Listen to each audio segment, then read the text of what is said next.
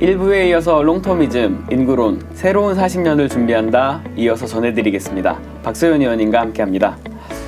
1부에서 짚어본 인구론의 키포인트는 생산 인구의 감소, 세계화의 후퇴, 노동자본의 부활이었습니다. 세 가지 변화가 우리의 미래를 어떻게 변화시킬지 박소연 의원님 5가지로 전망해 주셨는데요. 먼저 글로벌 불균형의 종료와 킹달러에 대해서 이야기해 보겠습니다. 이 글로벌 불균형의 종료, 이게 어떤 뜻인지 한번 얘기해 주실 수 있을까요? 분업화가 많이 되면서 생산하는 국가는 생산만 하고 소비하는 국가는 소비만 하면서 이게 점차 생산을 굉장히 많이 하는 국가가 생기고 소비만 굉장히 많이 하는 국가가 또 생기는 거예요. 생산 많이 하는 국가가 대표적인 게 중국이었고, 그리고 소비 많이 하는 국가가 대표적인 게 이제 미국이었던 거죠. 갑작스럽게 이제 미중 갈등이라는 게 불거졌고요. 이 갈등이 불거졌던 요인은 중국이 계속적으로 생산하면서 부자가 되다 보니까 그쪽으로 돈이 쌓이고요. 그리고 일자리는 전부 다 중국으로 나가다 보니까 미국 청년들은 제조업 일자리가 없고, 그래서 미국이 지금 이런 불균형이 우리나라에 이롭지 않구나라는 것을 정말 몇십 년 만에 처음으로 생각을 하게 된 것 같아요. 그래서 이제 글로벌 불균형이 아마 지속 가능하지 않은 시스템이 된 것 같다, 이렇게 생각을 하고 있습니다. 신흥국이 생산을 하고 선진국들이 소비를 해오던 게 지난 40년의 어떤 흐름이었다면 미국이 자급자족 경제를 지향해 나가면서 이 불균형이 종료된다. 일부에서 말씀하셨던 세계화의 후퇴랑 좀 이어지는 맥락인 것 같아요. 이 글로벌 불균형이 종료된다는 건 그만큼 신흥국들한테도 악재로 작용할 수 있지 않을까. 네, 당연히 그렇습니다. 이게 우리나라가 무역에서 사실 적자를 보는 게 굉장히 흔한 일은 아니거든요. 근데 이제 우리나라만 그런 게 아니라 일본도 지금 무역 적자를 보고 있습니다. 처음에는 이게 에너지 가격이 너무 많이 올라서 이제 적자를 보고 있다라고 생각을 했는데, 중국이 사실은 한국과의 교역 관계가 과거 같지 않거든요.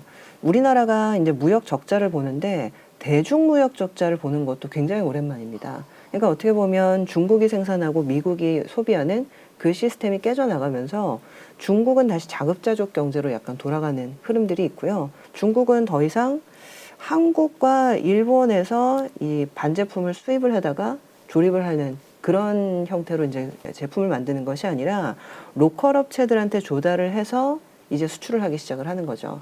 그러면서 이게 전반적으로 한국이 지금까지 중간재를 수출을 하고 거기에서 이제 수혜를 받는 그 구조가 지금 약간 깨져나가고 있는 것이 지금 작금의 현실인 것 같습니다. 미국 같은 경우에는 세계 최대 소비 시장 이런 타이틀이 붙잖아요. 근데 이 미국이 소비를 더 이상 글로벌 시장에서 하지 않고 우리나라에서 만든 거, 미국에서 만든 걸 소비하겠다, 이런 지향으로 가면은 좀 세계 경제에도 상당한 여파가 있을 것 같은데, 이게 아마도 킹달러랑 좀 연관이 있는 건가요? 네, 맞습니다. 이게 기본적으로 바깥에서 물건을 사오게 되면요, 달러를 계속 지불을 해야 되거든요. 그러다 보니까 미국은 지금 굉장히 오랫동안 경상 적자를 보는 국가였습니다. 계속적으로 달러를 지불하면서 마이너스 통장에서 이제 돈을 꺼내 쓰는 약간 그런 형태였던 거죠. 근데 이제는 달러를 바깥에다 지불하지 않고 내부에 있는 기업들에게 지불을 하게 되면 그 달러가 안에서 돌지 바깥으로 나가지 않거든요. 그러면서 지금까지 누적됐던 경상 적자, 그러니까 이제 미국의 마이너스 통장이 계속 줄어들기 시작을 하는 거죠. 중장기적으로는 달러가 강세로 갈 수밖에 없다, 이런 얘기들이 많이 나오고 있고, 하나 더 굉장히 강력한 지금 팩트가 하나 생긴 게, 그동안에는 미국도 원유를 수입을 해뒀었거든요. 그쵸. 근데 셰일 가스 그리고 셰일 원유를 지금 펑펑 생산하기 시작을 하면서 이제 미국이 에너지마저도 자급자족을 하기 시작을 하는 거예요. 바깥에서 조달하는 거를 안에서 조달하면서 이 모든 변화가 생기고 있는 것이기 때문에 한국 기업들 같은 경우에는 성장 전략을 다 바꿔야 되는 그런 상황까지도 가고 있는 거죠. 말씀하신 것처럼 중장기적으로 보면은 달러가 미국 안에서만 돌면 전 세계적으로 달러는 부족해지는 거니까 강세로 갈 것이다, 이런 예측. 네, 맞지? 제가 가만히 생각을 해보니까 정말 미국은 대단한 나라더라고요. 캘리포니아에 가면은 오렌지 밭이 있잖아요. 그렇죠. 그리고 이제 와인 농장도 있죠. 북부 쪽에 가게 되면요, 밀밭 내지는 보리밭 내지는 옥수수밭.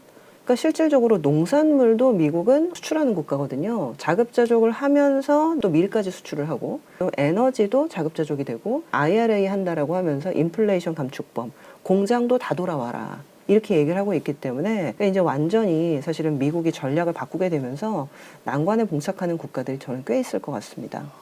인플레이션과 고금리 고착화에도 좀 영향이 있을 거라고 전망해 주셨어요. 네네네. 요거는 또 어떻게 진행될까요? 무역 적자가 난다고 말씀을 드렸잖아요. 네. 이제는 달러가 안 벌리는 겁니다. 근데 중요한 거는 달러를 써야 되는 일은 많거든요. 우리나라는 원유도 사와야 되고 가스도 사와야 되고 그러니까 지금 적금 통장을 4천억 정도 저희가 빵빵하게 모아놨는데 그게 정말 바람 빠지듯이 그냥 슈슈슈슈 지금 줄고 있는 상황이 될 수도 있는 거예요. 무역에서 달러를 벌어들이지는 못한다 하더라도 우리가 채권 시장이든 내지는 주식 시장이든 자본 시장에서 외국인들이 많이 투자할 수 있는 여건을 만들기 위해서 지금 정부가 상당히 노력을 많이 하고 있거든요. WGBI라고 해서 글로벌 채권 이 벤치마크 인덱스가 있습니다. 채권 투자를 하는 기관 투자가가 정말 이것만 보고 투자해요. 근데 거기에 지금 우리나라가 안 들어가 있었거든요. 지금 현재 정부에서 이 WGBI라는 인덱스에다가 우리나라 채권을 집어넣게 하려고 굉장히 열심히 마케팅을 하고 있거든요. 아마 가을쯤 들어갈 것 같더라고요. 그래서 결과적으로는 우리가 이런 무역 구조 변하는 것들을 바꾸려면 되게 시간이 많이 걸리거든요. 근데 그 사이에 공백 기간이 있을 텐데 이 부분들을 메꾸기 위해서 자본시장에서라도 외국인 자금을 받아들여서 달러가 들어오게 만들게 하기 때문에 그런 노력들을 좀 병행을 하고 있는 상황인 거죠. 중국도 사실 마찬가지거든요. 중국도 우리나라처럼 계속적으로 수출을 해가지고 달러를 많이 벌었는데 그 외환 보유고의 형태로 미국 국채 시장에 재투자를 굉장히 많이 했었습니다. 미국의 국채 금리가 오르지 않는 그런 낮게. 상황들을 만들어 줬었거든요. 우리나라의 외환 보유고도 전부 다 미국 국채 시장에 재투자되고 있고요. 중동 국가들 원유 팔아가지고 돈 번 것들 미국 시장에 다 재투자가 되어 있습니다. 근데 이제 이것들이 전부 다 이제 후퇴하고 있는 거거든요. 더 이상 달러를 벌기 힘들게 되면 미국 시장에 재투자했던 것들을 빼와야 되는 상황이 될 거고 금리가 의외로 낮게 유지가 되기 되게 어려울 것 같다. 그런 얘기들이 많이 나오고 있죠. 국채 가격의 조정 그리고 고금리의 고착화가 글로벌 불균형의 종료와 함께 찾아올 수 있다. 근데 나라가 이 돈을 조달하는 방법은 세금을 걷는 거랑 국채를 찍는 건데 미국 입장에서 좋은 얘기 같지는 않거든요. 미국에서 대처 따로 하지 않을까요? 미국 입장에서는 이제 다각도로 고민을 좀 해야 될 것 같아요. 부채를 좀 줄여야 되는 거 아니냐 이런 얘기들을 지금 공화당에서는 많이 하고 있고요. 근데 민주당 입장에서는 아니, 코로나 극복한 지 얼마 되지도 않아 가지고 경제도 안 좋은데 부채를 뭐 줄일 필요가 있겠느냐. 그러다 보니까 최근 얘기가 나오는 부채 한도 이슈가 이제 많이 있는 거고요. 그래서 약간 음모론자들은 미국 국채 수요를 확산시키기 위해서라도 바깥에 안 좋은 일들을 일부러라도 좀 자극을 해서 안 좋은 일이라는 것은 전쟁일 수도 있고요. 그런 게 내지는 있으면 어떤 국채 수요가 올라가죠. 그렇죠. 금융 관련된 위기일 수도 있고 어떤 형태로든 미국 국채 수요를 좀 자극하지 않겠느냐라는 음모론이 있기도 해요. 외부 시장을 흔들어서 사람들이 가장 안전하다고 생각하는 투자처로 몰리게 하자. 그렇죠. 결국에는 이게 금리가 예전만큼 낮게 유지되기가 굉장히 어려운 환경이다라는 걸 얘기하고 있고요. 근데 미국 금리가 높아진다는 얘기는요. 달러가 강해지니까 채권에서 좀 손해를 봐도 만회할 수 있겠네. 이렇게 생각할 수 있는 거거든요. 달러가 다시 생각보다 아주 강해질 수 있다라는 얘기가 나오는 게 바로 그 때문이라고 저는 보고 있습니다. 국채 얘기를 좀 했으니까 네네. 아까도 언급했습니다만 증세의 얘기입니다. 디레버리징이 온다. 증세의 시대. 이런 전망을 주셨어요. 어떻게 보면은 생산 인구가 줄어드니까 증세는 좀 당연할 것 같기는 한데 그 정도에서 좀 차이가 있을 거라고 예상하셨거든요. 네. 얼마나 좀 저희가 긴장하고 있어야 될까요? 세금을 내는 사람보다 세금을 받아서 써야 되는 사람이 많은 국가들은 그 증세의 강도가 굉장히 큰 거거든요. 근데 안타깝게도 지금 우리나라는 다른 어떤 나라보다도 굉장히 가파른 나라입니다. 노령화의 속도가 굉장히 빠를 텐데 노령화라는 건 또 병원 신세를 지셔야 되는 어르신들이 굉장히 빠르게 늘어난다. 아시겠지만 이제 국민연금 같은 경우에도 이제 더 내고 덜 받는 식으로 개혁을 해야 된다. 이런 것들이 좀 정치권에서 얘기가 굉장히 많이 나오고 있는데 이 국민연금도 사실상은 연금의 형태지만 세금으로 사실 부담하는 형태이거든요. 그렇죠. 그래서 이 국민연금 얘기도 사실 이것과 무관하지 않다라고 보시면 될 것 같습니다. 세수는 점점 줄어들고 세금을 늘릴 수밖에 없는 상황이 되는 거네요. 네네, 그렇죠. 이 부가가치세 같은 형태 말고 특정인이 부담하는 세금을 많이 이제 신설을 하게 됩니다. 그중에 대표적인 게 이제 최근 부유세겠죠. 부자들한테 세금 더 많이 내라고 하는 거 누가 반대하겠어요. 그렇죠. 그래서 이제 부자들도 사실은 이런 분위기를 아니까 말 없이 내는 거고요. 토지보유세, 토지를 보유한 것만으로도 세금을 내야 된다. 이런 얘기들. 최근에는 그 이름이 약간 바뀌었잖아요. 국토보유세. 국토를 소유한 것만으로도 추가 세금을 내야 된다라는 개념이거든요. 그리고 최근에는 또 얘기가 나오는 게 디지털세. EU에서 이제 디지털세를 부과한다고 하니까 이제 미국 기업들이 난리를 쳤는데, 사람들이 자발적으로 올려놓은 블로그 게시물 내지는 뭐 트위터 게시물 이런 거잖아요. 그러면은 그 데이터 가지고 장사하면 이러한 어떤 데이터를 무상으로 사용하고 있는 것이기 때문에 이거에 대해서 세금을 내야 된다. 근데 처음에는 황당했지만 내야지. 누가 내겠어? 다 이러니까 이제 테크 기업들도 이제 그걸 낼 수밖에 없는 상황이 되는 거죠. 앞으로는 이런 형태의 증세들이 굉장히 좀 다각화되고 다변화될 것 같다 말씀을 드려봅니다.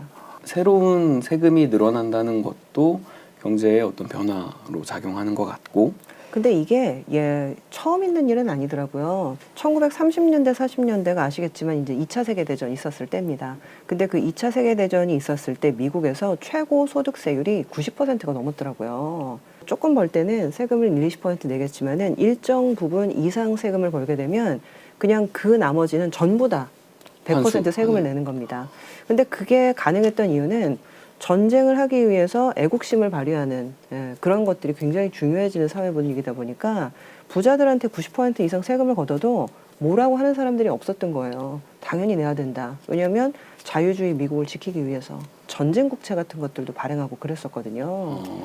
지금은 사실 그런 상황까지는 아니지만 체제 대결로 자꾸 가고 있고 미중 갈등이. 그쵸. 그러니까 이런 상황에서는 방산업을 좀 육성하기 위해서, 그리고 이제 우리나라 국토와 영토를 지키기 위해서 세금을 올린다고 하면 뭐라고 할 사람은 없는 거죠.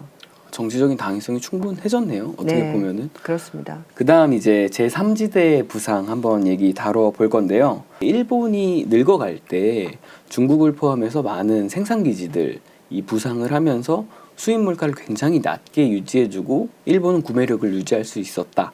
이런 얘기를 주셨잖아요. 어떻게 보면 중국이 일본의 구원투수가 되어준 거죠. 물가를 낮추는데 많이 노력을 해줬으니까. 새롭게 또 이런 역할을 해줄 수 있는 나라들은 어디가 있을까요? 최근 인도 얘기가 정말 많이 나오고 있습니다. 2023년도가 중국 인구를 인도 인구가 추월을 하는 첫 해가 됐다고 하더라고요. 인도 같은 경우에는 아이를 굉장히 많이 낳거든요. 아직까지도 인구가 빠르게 성장을 하고 있기 때문에 넥스트 중국의 역할을 할 수 있지 않을까라는 얘기가 굉장히 좀 많거든요. 이제 우리나라 기업들도 인도에 굉장히 많이 진출을 하고 있고요. 관심이 좀 가겠네요. 네, 아무래도. 그래서 실질적으로 지금 현대기아차 같은 경우에는 인도 지금 자동차 보급이 이제 시작됐다라고 생각을 하고 이 소형차라든가 그리고 전기차 보급을 좀 늘리려는 그런 흐름들로 좀 가고 있고, 사우디 같은 경우에는 몇 년 전까지도요 여자가 운전을 할 수가 없었습니다. 운전면허를 못 땄었거든요. 근데 이제 사우디의 이제 왕세자가 우리나라도 사회를 개혁해야 될 때가 됐다라고 하면서 운전면허도 여자가 딸 수 있도록 하고, 그리고 여자가 사회활동을 할 수 있도록 지금 개혁개방 조치를 시행을 하고 있어요. 그러니까 이런 식으로 지금 중동 쪽에서 사회 변화가 굉장히 많이 벌어지고 있는데, 사실은 이 중동 지역이 훨씬 더 중요한 문제는 인구가 폭발적으로 아직까지 증가를 하고 있다라는 부분인 거죠. 그 정도인가요? 네, 아프리카 국가나 이런 데에서 일자리를 찾으러 중동 지역으로 굉장히 많이 이민 유입을 오게 됩니다. 인접 지역에서 중동으로. 네, 그래서 그 중동 지역의 인구 구조나 이런 부분들을 보게 되면 의외로 20, 30대의 인구 비중이 굉장히 높은 형태를 갖고 있어요. 중동 지역 경제가 상당히 좀 좋아질 수 있는 여파가 좀 있지 않을까? 뭐 이런 얘기도 많이 나오고 있습니다. 이 선진국 중에서는 어떤 나라가 좀 전망이 괜찮은지요? 하나 꼽자면 미국이 굉장히 인구 구조가 좋습니다. 여기서도 미국이. 네, 그러니까 정말 미국은 모든 거를 다 가진 나라인 것 같다. 정말 위대한 나라가 맞았네요. 네, 뭐 그래서 독수리 여권 있으면은 딴 거 안 부러워해도 된다, 뭐 이런 얘기까지도 있는데. 미국이네. 미국은 지금 이제 백인이 주류 인종이 아니게 됐더라고요. 이제 유색 인종이 이제 거의 50% 이상을 넘어갈 정도로 주류 인종이 됐는데, 미국의 부양비는 사실 64% 정도까지 완만하게 올라가는 거로 지금 얘기가 되고 있기 때문에 젊은 인구들의 부담이 좀 덜한 인구 구조를 갖고 있다. 이렇게 말씀드리겠습니다. 미국이 지금 리쇼링 하면서 일자리를 늘려가고 있잖아요. 이런 것도 좀 부양비 부담을 완화하는데 도움이 좀 되나요? 당연히 그럴 것 같아요. 젊은 인구들이 많기 때문에 그 인구들한테 일자리를 주기 위해서라도 또 공장을 만들어야 되는 부분들이 있을 거고, 이것이 선순환 사이클인 거죠, 어떻게 보면. 확실히 그 가지고 있는 자본이나 배경 등에서 나올 수 있는 이런 선순환 사이클 만들고 유지할 수 있는 능력, 이런 거는 정말 대단한 것 같습니다. 그 다음 마지막으로 전망하셨던 게 그리드플레이션, 불평등의 완화, 월급의 시대라는 부제를 달고 있습니다. 요거는 좀 기대가 되더라고요. 저는 이제 샐러리맨이니까. 네, 저도 마찬가지입니다. 월급의 시대가 언제 한번 좀 오나 이런 생각을 하는데, 어떤 얘기일까요? 이게 노동자본이 부활하면서 아무래도 노동자들 목소리가 커질 것이다, 이런 얘기는 저희가 전에 한번 했었잖아요. 네네. 인구가 줄어든다라는 게 좋은 건 아니거든요. 인구 줄어드니까 생산 여력도 감소하고, 그것 때문에 어떻게 보면 물가도 많이 오르고 여러 가지 변화들이 나타나는데, 그래도 한 가지 좋은 게 있다면 그 사람의 몸값이 올라간다라는 게 저는 가장 중요한 변화인 것 같습니다. 제가 대학 수학 능력 시험 볼 때는 80만 명이 시험을 봤었거든요. 근데 이제 제 애들은 한 40만 명 정도가 대학 수학 능력 시험을 보게 했더라고요. 결과적으로 이런 흐름들이 이 친구들의 몸값을 올리게 되는 상황들이 분명히 오게 되는 거죠. 이런 상황들의 어떤 반전에는 또 뭐가 있냐면, 그리드플레이션이라는 표현을 썼었는데, 이 그리드라는 게 탐욕이라는 거잖아요. 그렇죠. 우리나라는 사실은 그 정도까지는 아니었는데, 미국에는 그리드플레이션 인덱스라는 게 있어요. 이게 6천 정도까지 올라갔었더라고요. 6천이 어떤 걸 뜻하죠? 네, 그러니까 평범한 그냥 노동자의 임금 대비 CEO의 연봉을 몇 배 정도 받고 있느냐라는 거거든요. 6,000배라는 겁니다. 미국은 그러면 평범한 직원과 CEO의 임금이 6,000배 차이가 난다. 아마존의 제프 베조스가 1등이더라고요. 그래서 이 아마존의 제프 베조스와 아마존의 물류창고에서 일하는 직원들, 그 직원의 임금이 정말 6,000배 차이가 나더라고요. 그리드플레이션이라는 표현에서도 아실 수 있는 것처럼 탐욕적인 어떤 연봉들은 줄여놓고, 근데 일반 노동자들의 임금은 올라가면서 이 갭이 예전보다는 많이 줄어들게 되겠죠. 그래서 과거보다는 사실 이 월급 갖고 살 수 있냐, 이런 얘기가 좀 덜 나오는 상황이 될 것 같고, 우리들이 내지는 저희 아이들이 살기 좋아지는 시대로 가고 있는지도 모르겠다. 이것이 그래도 하나 좀 긍정적인 어떤 변화라고 생각할 수 있는 부분이 있을 것 같습니다. 인구는 좀 줄었지만 지금 성장하고 있는 친구들한테는 전체적인 노동 환경도 개선될 것 같고, 사장님이 나보다 그렇게 많이 받진 않을 것 같은 상황. 그렇죠. 괜찮은 것 같습니다. 네네네. 이번 시간도 쉴 새 없이 달려왔습니다. 1부에서 다룬 인구 구조의 3가지 요인이 5가지의 모습으로 나타난다는 내용이었는데요. 첫 번째는 글로벌 불균형의 종료와 킹달러였습니다. 40년 후에는 각국이 각자의 경제를 자급자족하는 형태로 나아갈 거라고 예측하고 있고요. 신흥국들은 더 이상은 달러를 벌어들이기 굉장히 어려운 상황이 될 것 같습니다. 첫 번째 상황이 두 번째 달러 강세로 이어지는데요. 신흥국의 달러가 고갈되면서 이는 곧 미국채 매수세 약화로 이어집니다. 따라서 미국채의 변동성은 커지고 고금리 환경이 고착될 것으로 보입니다. 세 번째, 증세의 문제인데요. 세금이 많이 오릅니다. 당연한 얘기겠지만 세금을 낼 사람은 적고 세금을 써야 되는 부양 인구는 많아지기 때문입니다. 새로운 조세 항목이 좀 생겨나고 기존의 세율을 끌어올리는 방법 등 여러 가지 증세가 시도될 전망입니다. 네 번째, 이제 인구 구조가 좀 더 낙관적인 나라들 알아봤습니다. 대표적인 게 인도가 있었고요. 그 다음 중동, 또 중동과 인접한 아프리카 등 국가들이 있었습니다. 이런 국가들은 아직은 생산 인구가 좀 더 많고 장기적으로 봤을 때 양호한 인구 구조 유지할 것 같습니다. 다섯 번째는 그리드플레이션이었습니다. 생산 구조가 변화하면서 사람 자체가 좀 귀해지고 임금 격차도 많이 줄어들 것으로 생각됩니다. 다음 시간은 인구론의 마지막이자 제일 중요한 투자 아이디어에 대해서 들어보겠습니다. 감사합니다.